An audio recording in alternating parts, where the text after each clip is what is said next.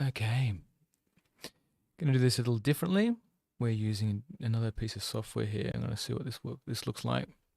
Now, I'm going to do this transition now. Let's do this. Boop. All right.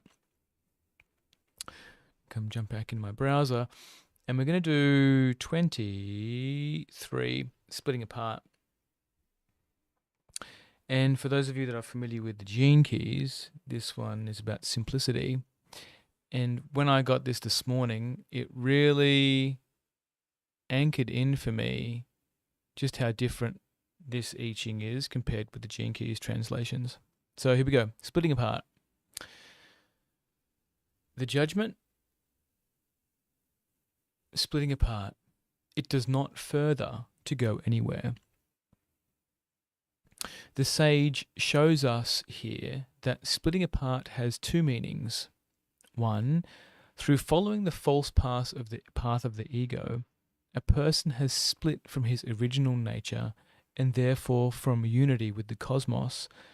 Two, through splitting from this false path, he is able to reunite with his original nature and with the cosmos.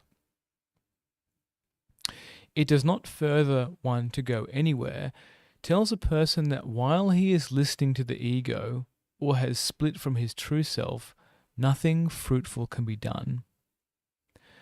All splitting apart that results in losing one's wholeness occurs through allowing the activity of the ego. This activity of the ego, with its attachments to wanting, wondering, and worrying, begins when a person first awakens from sleep. It engages his inner hearing by suggesting tasks, doubts, fear of guilt, and fears of the unknown. When the person entertains what the ego proposes, he immediately loses his inner center to the ego, which then takes over the center of his thinking consciousness to speak as I or you or we, as in I should, you must, we ought, etc. The result is the generation of ego emotions, which then take over the center of his feeling consciousness in the heart. Among these ego emotions are envy, jealousy, hatred, revenge, grief, pity, feelings of blame, and self-pity. While anger is a natural emotion in response to an encroachment or mistreatment, the ego seizes it and brandishes it with a vengeance as the sword of self-righteousness. Splitting apart is the result of an inner conflict that separates a person from his inner truth. This separation is caused by a fundamental doubt put forth by the ego, which causes the person to doubt what his inner truth tells him. The doubt can be that he is insufficient in himself, born lacking, to judge the truth of a matter,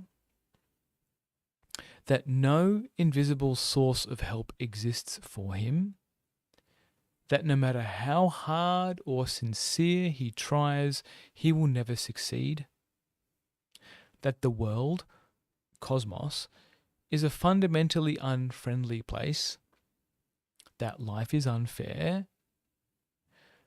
Splitting apart within is characterized by one negative thought following another.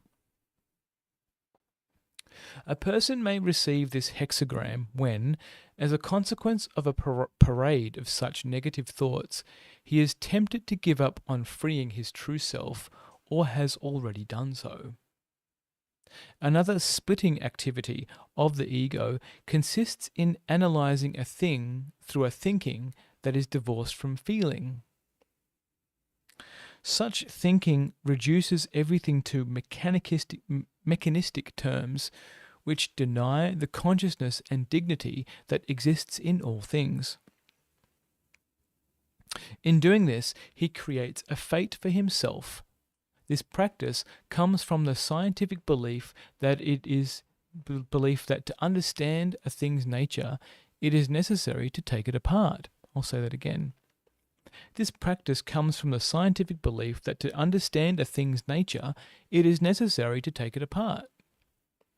It misses the fundamental truth that all things are compressed consciousness that can be understood only through a thinking that is based on feeling. Feelings exist in wavelengths that can be perceived by the combination of all our senses. The mechanical approach, however, relies mostly on seeing, so that the combination of senses needed to perceive a thing in its wholeness does not occur. Furthermore, the distortions in perception created by only relying on seeing are then projected upon the thing seen, causing that thing to react in the manner expected. Such an approach splits the person from the inner truth of the situation.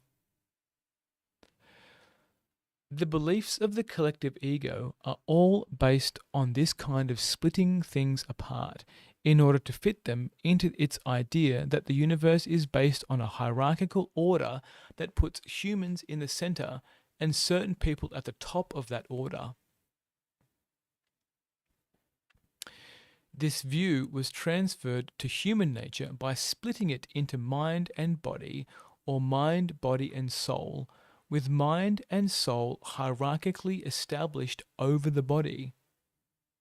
This hierarchical view causes some body parts to be seen as superior to others, as when the large brain is seen as superior to the midbrain, and the brainstem and the brain in general is seen as superior to the rest of the body.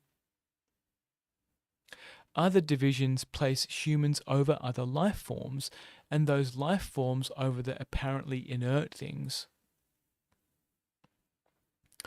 All of these ideas lead to the splitting apart of the wholeness of things that brings damage to the harmony of the whole. The sage, in pointing to this hexagram, is indicating that the situation at hand involves such a splitting apart due to one or more mistaken ideas. The only remedy that will return the person and the situation to wholeness is his ridding himself of these mistaken ideas. I'm going to sneeze soon. The cosmos operates through the harmonizing and unifying action of chi, energy. Sneeze is gone. However, when chi, which consists of the dark and light, called yin and yang in Chinese, yang in Chinese, is divided into two separate forces, with yang made superior to yin and seen as representing the good, and yin representing what is inferior and evil, nature is slandered. The unity of yin and yang is thus broken up, and their functions are misunderstood. This splitting activity was introduced by the yin-yang school circa 400 BC, yang and yin, which originally stood for the light and the dark as complementary forces, were made to represent categories of opposites: good versus evil, strong versus weak, male versus female, etc., with all the implications of good and evil accompanying each. Nothing in the cosmic order, exists as opposites.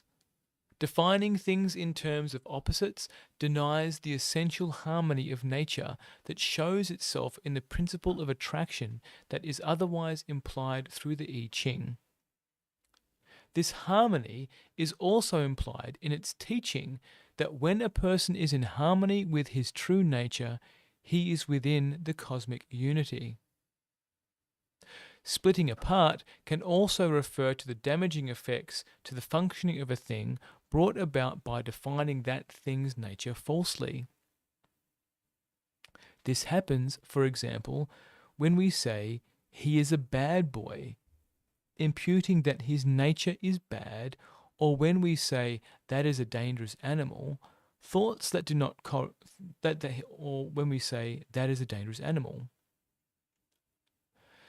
Thoughts that do not correspond to a thing's nature harm that thing, even going so far as to turn it from being harmless to being harmful. Particularly destructive to large segments of nature is the idea that humans are special over all of nature and the things in it. The person who carelessly says such things splits apart from his own true nature.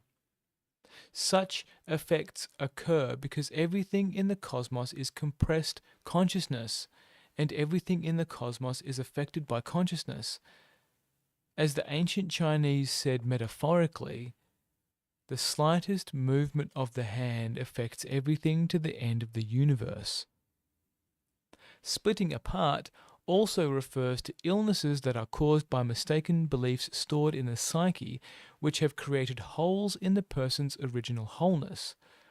If a person has received this hexagram in regard to illness, it counsels him to seek out and deprogram the particular ideas and beliefs that are its cause. The lines, just going to stand up.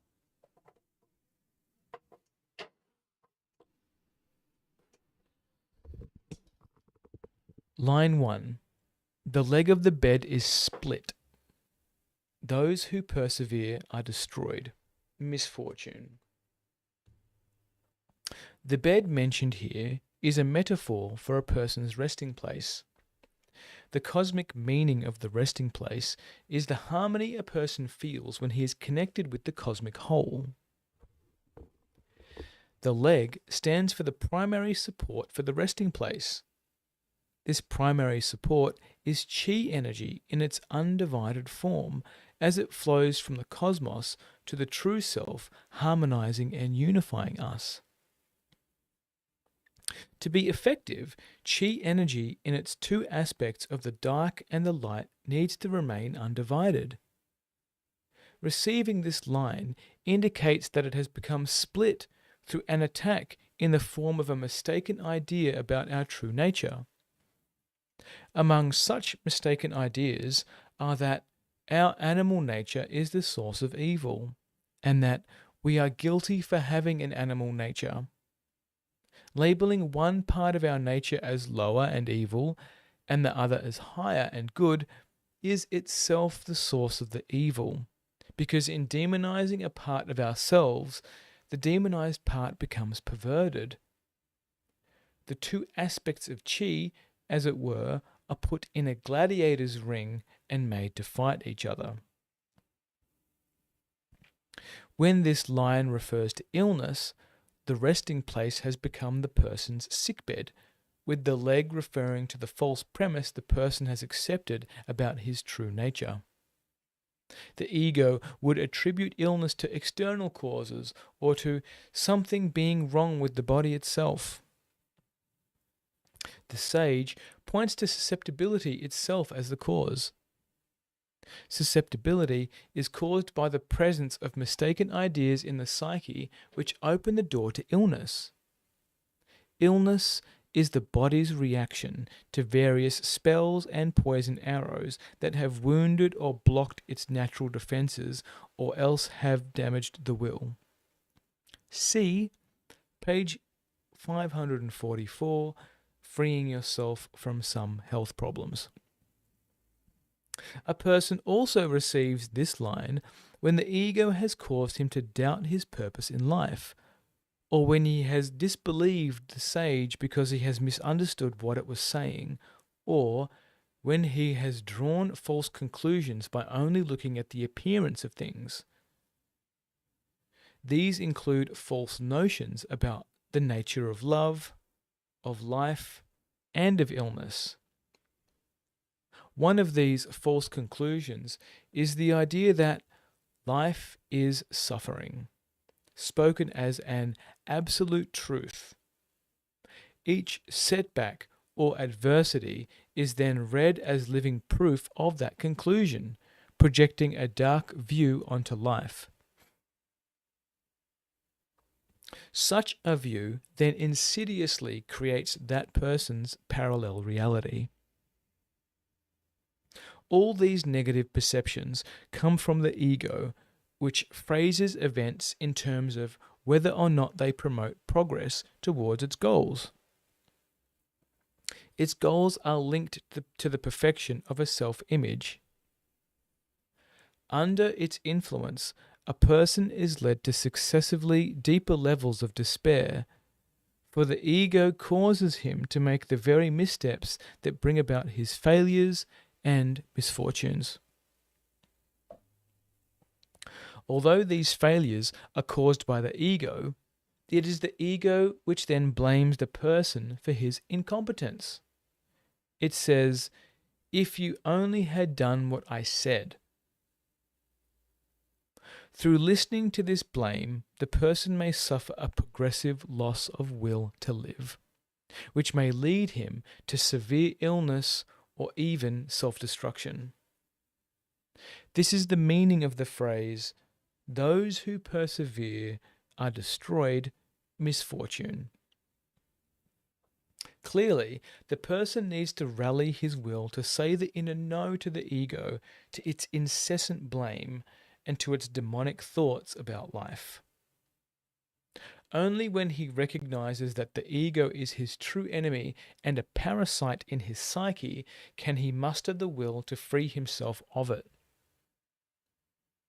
The self-destruction which the ego promotes when it does not get its way amounts to a command to the body consciousness to die, which the body consciousness will do if the command is not resisted. It is also essential for the person to recognize that the ego's success in influencing him lies in its making him think that it and he are one and the same. Saying the inner no to the ego's claim of being the self is the first step in splitting from the ego. This inner no deprives the ego of its power. It is important, when a person is under the influence of the ego, that he ask the sage for help. See page 36, The Ego. In order to regain leadership of himself, the person needs to recognize that any remedies or solutions offered by the ego to balance elements within himself only keep the ego in control, as in the end they only divert him from ridding himself of the mistaken ideas that have created the imbalance. The ego is the origin of the idea that opposites need to be balanced. It is among its sleight of hand tricks to first divide things into opposites and then to say opposites need to be balanced. An example is the opposition the mind has created between the mind and the body by saying they are separate things that need to be balanced or integrated. In the cosmic order, harmony is the absence of opposites. I'll say that again. In the cosmic order, harmony is the absence of opposites. When a person takes away the mistaken belief that mind and body are in opposition, he discovers that nothing needs to be reconciled, balanced, or integrated. For wholeness to be restored, only the belief that splits it into parts needs to be taken away. Nothing needs to be added. Trying to balance opposites requires constant effort, as if one is walking a tightrope. Trying to reconcile and integrate opposites leaves untouched and active those beliefs upon which the system of opposites depends for its existence. Line 2. The bed is split at the edge. Those who persevere are destroyed. Misfortune. Here, the edge of the bed refers to the bodily aspect of a person's wholeness. The line refers to a person who has accepted the idea that humans are divided into mind, body, and soul, and that his body is the cause of original fault, sin, or guilt. As a consequence, he also sees his bodily needs as standing in the way of developing his soul. Since this splitting of himself into competing parts negatively impacts his body, continuing to allow this belief will destroy him from within. This problem, which is easily observed in the myths of the collective ego, has been transferred into the realms of its natural, social, and medical sciences. The experience of life as suffering is one of the consequences of this mistaken belief. Supporting beliefs are: it is God's condemnation of humans that causes illness and plagues. The drives of the id threaten the balance of the personality, Freud. You can alleviate suffering, but you can't get rid of it altogether. And true love does not exist. Ridding oneself of these mischievous seed phrases requires that one first ask the sage to help find and free oneself of the guardian phrases that protect and keep the others in place. Guardian phrases are rationales created by the collective ego to perpetuate the beliefs that keep it in power. Their function is to maintain the feelings of hopelessness, helplessness, and intimidation that block the individual from asking the cosmos for help. Examples are phrases such as, "Following one's inner truth does no good." "That's the way it is," instilling hopelessness. "These are the beliefs of your forefathers," implying that following your inner truth would be disloyal to your family or cultural heritage. "Who are you to question the wisdom of the ancients?" implying that your inner truth is not valid or that you need to be authorized by outside authorities. "There is a penalty for going against the system," implying threat. "Questioning just leads to trouble," threat. "Do you want to upset the whole system?" The threat being a societal reject. "Don't rock the boat in which you're sitting," threat with an appeal to self-interest. "Things are this way for a reason," implying you are dumb. And "you will get a lot farther if you don't go against the system," promising a reward for not questioning. See page 540, Freeing Yourself from Seed Phrases and Images. Line 3. He splits them, no blame. Say that again. Line 3. He splits with them, no blame. He splits with them refers to a person who contemplates splitting from the mistaken beliefs mentioned in lines 1 and 2 and from their guardian phrases. Once he has freed himself from the guardian phrases mentioned in line 2, the collective ego, as a last-ditch measure, will try to make him feel guilty for wanting to abandon the beliefs of his forefathers, social group, etc. Guilt is the main means by which the collective ego tries to reinstall its program in the psyche. If the person is to free himself from any of the mistaken ideas mentioned above, he must first free himself from the idea of guilt because it has no cosmic basis. Guilt is purely an invention of the collective ego to serve its purposes of maintaining control over the individual. No blame reassures the person that there is no cosmic blame for following his inner truth, or for ridding himself of those beliefs that have been instilled through fear, intimidation, flattery, promise of gain, etc. And that, in fact, it is his cosmic duty to do so. This line further counsels him to ask, in a short meditation, for help to be freed from the images he has that are associated with guilt. See Guilt, Blame and Shame and Deprogramming Guilt. This line also refers to a person who splits from using power to correct wrongs and thus employs the inner no, thus engaging the helpers of the invisible world. Line 4. The bed is split up to the skin, misfortune. The sick bed that is split up to the skin refers to ancient beds which were made of skin stretched on a frame with legs. Here, a person's splitting from his true nature has proceeded even further than indicated in lines 1 and 2 because the appropriate inner action recommended in line 3 has not been taken. As a consequence, he has succumbed to guilt, allowing the false program to be reinstalled in his psyche and the problems he was having to be renewed. Another misfortune is that the guilt has imprisoned his helper of protection and hampered the sage's ability to help him. Nevertheless, it is still possible to correct the situation if he will ask the sage to help rid him of the guilt spell.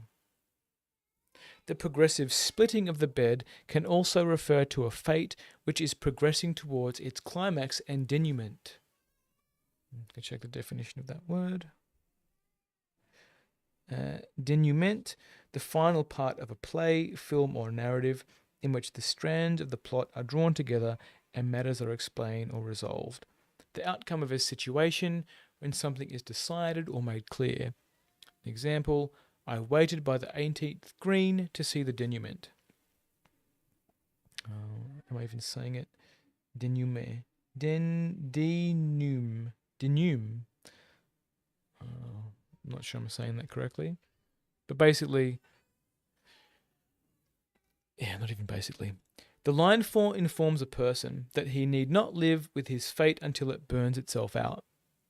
If he will submit to the guidance of the sage, he can rid himself of its causes, which may be in the form of mistaken ideas or of projections, spells, or poison arrows put on him from outside. This line can also refer to the person who believes his fate is determined by an astrological constellation and that he must wait until the stars or planets change their alignment before things get better. The misfortune is that he puts his life on hold and turns things over to time or the stars to straighten things out. All beliefs that see life as subject to All beliefs that see life as subject to a set of mechanical principles lead to misfortune. A shoal of fishes. Line 5. A shoal of fishes. Everything acts to further. A favour comes through the court ladies. The shoal of fishes is a metaphor for the cosmic consciousness as it swims away from what is disharmonious and toward what is harmonious.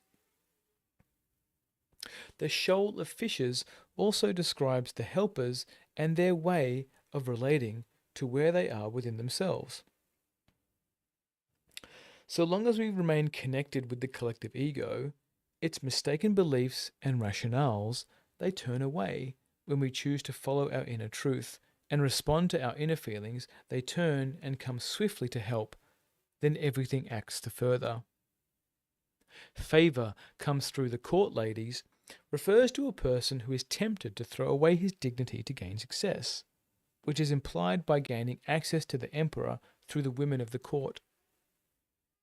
The presence of the court ladies in the line may indicate a person's indecision as to whether he should follow convention or his inner truth.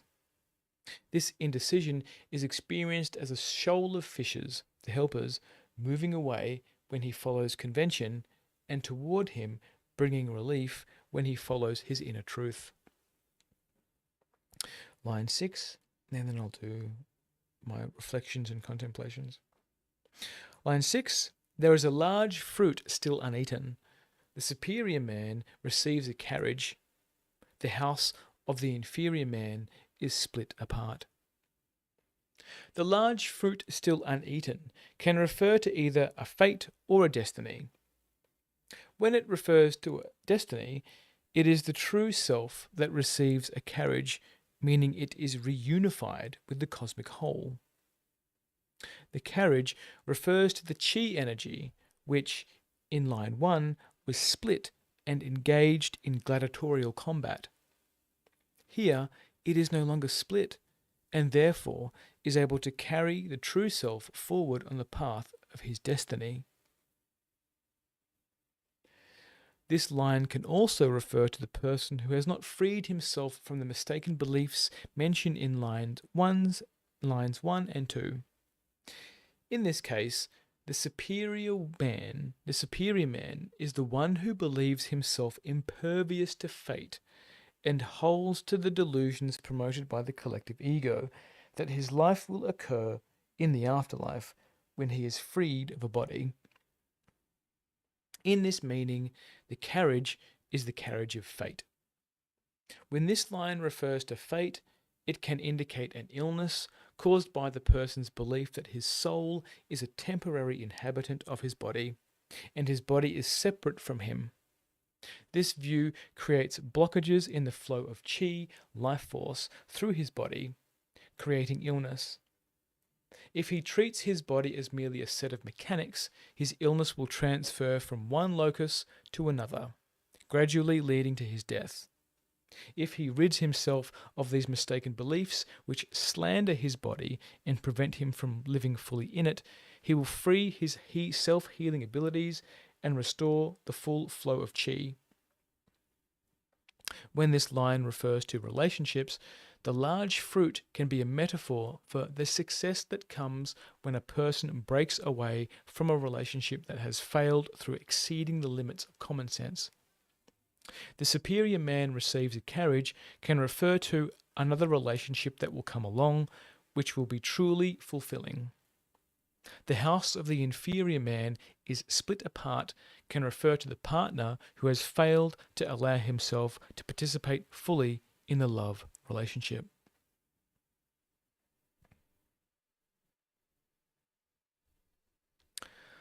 My contemplations. So, the 23rd is going to take a seat. Okay.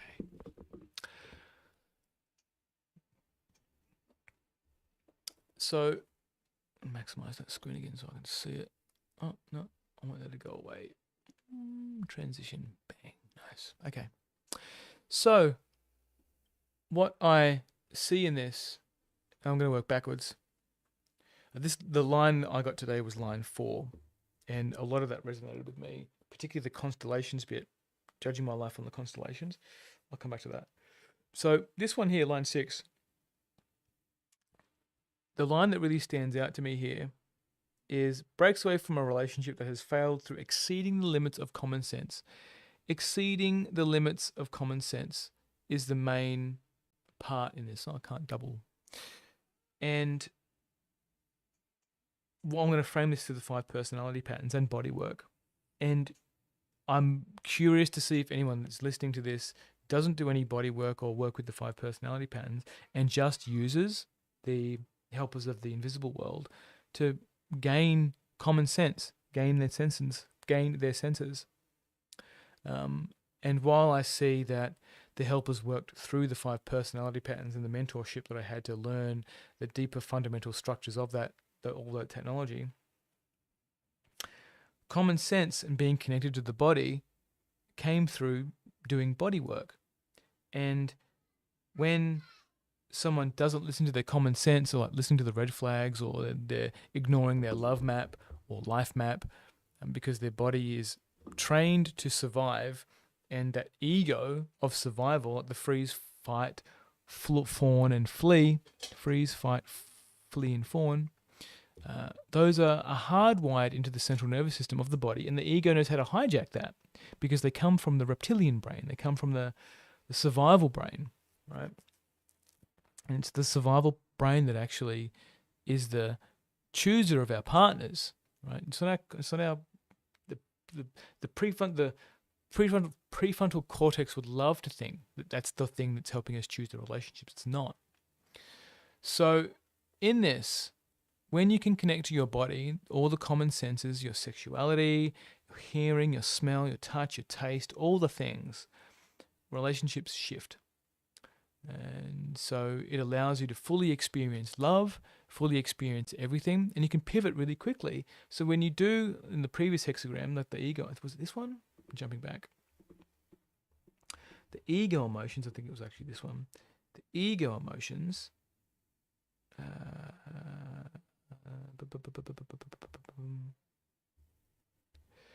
The ego, here we go. The ego emotions like envy, jealousy, hatred, revenge, grief, pity, feelings of blame, and self-pity. There's emotion and then there's the ego emotions. So in your initial reaction to something, those are your genuine emotions. And learning how to be with those is what unlocks the full body. After that, when the ego starts getting involved, that's when it starts to add to it. The stories, the this, the that, the bargaining, right? So to get to envy, you have to go through lack first, right? To get to jealousy, you need to go through inferiority first, so less than. To get to hatred, hatred's an interesting one because, well, hatred means that you. And it's an important one to know that what it feels like in the body. So until you know what it feels like, or have had that mirrored to you, or allowed to have that to exist, you're not going to have the common sense access to it. So in a lot of the validation phases that I do in my work, knowing and allowing the person to feel envy, feel jealousy, feel hatred, feel revenge, feel grief, feel pity, feel feelings of blame and self-pity. Have the space for all of it, because until a body is allowed to feel it, like there's shame there. So when you allow your body to experience what's there, the shame naturally dissolves and the person's free to be themselves. Envy, jealousy, hatred, revenge, all that stuff, like, just is not part of the body's responses anymore, because it can feel it's emanating, just naturally emanating love, right? So line 4 in this, I'm just going to check the time to tell you when I did this. So let's have a look at the notes. So I originally got this line 2 on the 12th of March this year, and then I called today, I got line 4. So what I love about calling in the hexagrams is that it reoccurs. Sometimes I'll get no keys, sometimes I'll get no lines, sometimes I'll get multiple lines. But seeing this one again, it helps you take it a little bit deeper. It's the layers. And like it mentioned in the previous hexagram, the sage gives you what you can handle. And it's correct. It's exactly correct. And even this morning when I woke up, Luca woke up last night and he wanted to come into my bed. Sometimes I let him, sometimes I don't. But last night was like, yeah, cool, he can come into my bed. And he slept much longer than what he normally slept. So I took the opportunity to cast this hexagram. But when I was sitting on the couch casting this hexagram, straight away all these suggested tasks kept coming in, these doubts, and mostly the suggested tasks. And for me, like, starting my day on the phone can be really detrimental for that, because I'll see something and it'll activate all these additional tasks that my ego just gets off on telling me that I should do a thing, create a post about this, do that, tie this in with your offering, do this. It's exhausting. So knowing what that is and being able to say no to that energy is what's helping me transform this. Okay, being able to catch it, right? The I shoulds, the I must, I ought. I can reframe it as I could, but it's still the ego just trying to do a sleight of hand. To try, I could do that. Yeah, but I'm secretly obsessing over it. How good would it be to post about this? Think of all the praise that I'll get, how awesome this is. This one-shot post, this one-shot thing, whatever it is, right? But it's outside of the cosmic harmony, right? The other piece I want to speak to in the splitting of this, in the 5 personality patterns, splitting is a leaving pattern thing. And the leaving pattern is the most prone to schizophrenic type illnesses. They're also the most prone to ADHD and ADD and all those other fanciful names. It's basically a form of splitting. Your body splits, and in that, the splitting, it even speaks to it in this hexagram, there's holes. Holes appear in the person's psyche that allow things to come in and interfere, right? That is schizophrenia. Even an ADHD at a lesser level, it's something is inserting itself into you to take advantage, like whether it's being hyper focused or being distracted, right?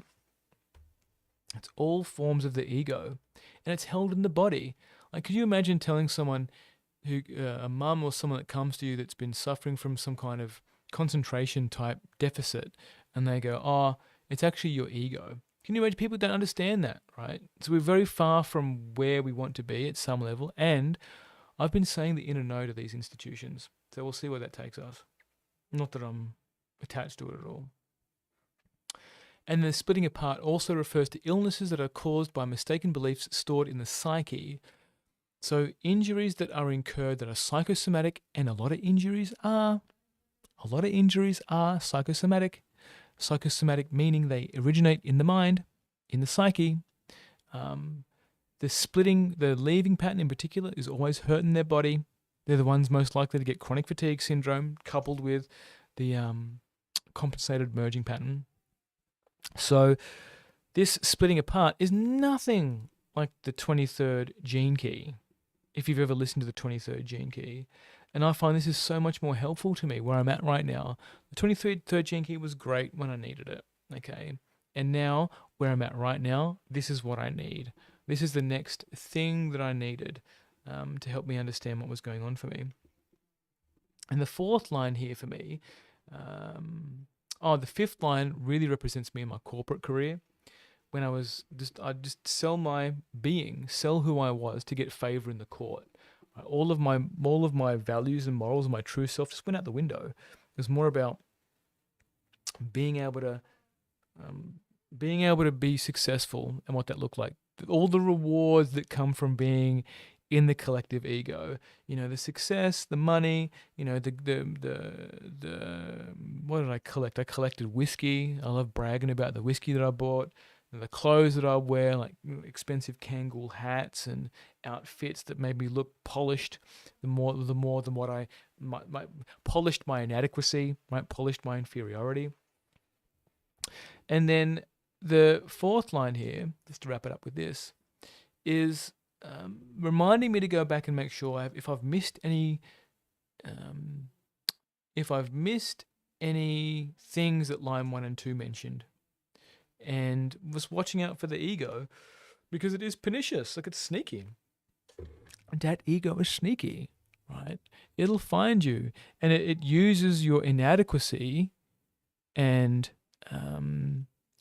not good enough as the crux point. And you only feel those two things when you don't feel love in yourself. When you don't feel lovable, then you are inadequate. And this is the version I spoke, this new version of John that I've been created is here. I'll use the past, present, future tense. Is that he's worthy, like he has enough. He has enoughness. He is well resourced energetically. So when I'm putting posts online or creating stuff, I'm no longer doing it from that Johnny Diamond thing of like, the hustle, right? It's coming from, I'm well resourced, I'm good, I'm transmitting peace, I'm broadcasting peace. It's a different frequency, right? It's a different frequency. So in that's what I got for you. And thank you again for listening to this. And I will see you in the next one. Right? Mad love. Bye.